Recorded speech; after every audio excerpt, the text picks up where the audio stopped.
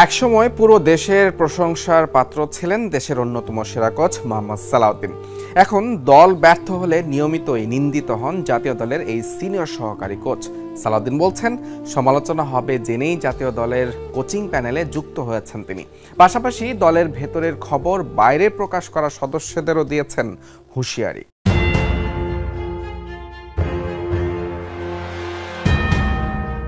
মোহাম্মদ সালাউদ্দিন, যার নামের পাশে দীর্ঘদিন ধরে একটা তকমা দেশ সেরা কোচ।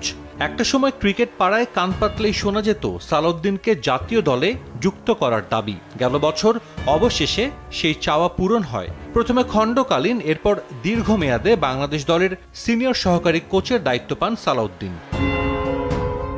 প্রায় এক বছর হতে চলল শান্ত লিটন মিরাজদের ব্যাটিং দেখভাল করছেন এই অভিজ্ঞ কোচ।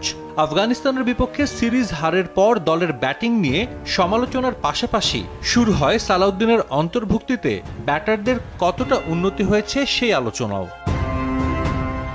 এক এক ম্যাচে এক এক ব্যাটিং লাইন আপ, এক ম্যাচে 4 ওপেনার নামানোর মতো ঘটনা ঘটেছে সালাউদ্দিন দায়িত্বে থাকা অবস্থায়। একটা সময় যে ওয়ানডে ফরম্যাটের দাপট দেখাতো বাংলাদেশ, সেখানে এখন ধুঁকতে হচ্ছে। দলের ব্যাটসম্যানরা ভুগছেন রান খরায়। সালাউদ্দিন দায়িত্ব নেয়ার পর বাংলাদেশ এখন পর্যন্ত খেলেছে 12 ওয়ানডে, যার 10টিতেই হারতে হয়েছে। এই 12 ম্যাচে 300 ছাড়ানো দলীয় স্কোর মাত্র একবার।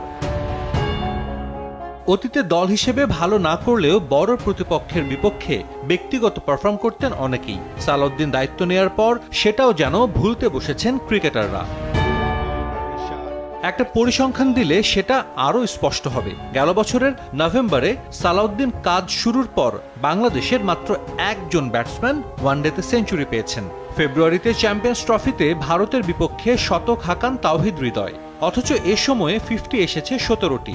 সর্বোচ্চ 4টি হাফ সেঞ্চুরি তাওহিদ হৃদয়ের, 3টি করে 50 ইনিংস মাহমুদুল্লাহ, মিরাজ ও জাকেরের। অথচ ভালো শুরু করেও ইনিংস বড় করতে পারছেন না ব্যাটসম্যানরা। ঠিক এই বিষয়টা নিয়েই কাজ করার কথা কোচের। কিন্তু আদতে কতটুকু কাজ করছেন সালাউদ্দিন? করলেও মাঠে দেখা যাচ্ছে না তার কোনো প্রতিফলন। সালাউদ্দিনের বিরুদ্ধে আরো গুরুতর অভিযোগও আছে।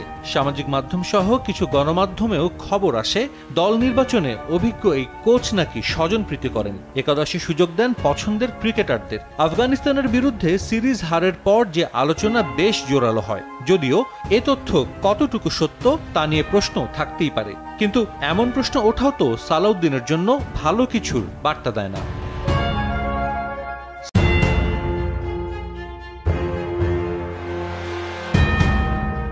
মোহাম্মদ সালাউদ্দিন, যার নামের পাশে দীর্ঘদিন ধরে একটা তকমা দেশ সেরা কোচ।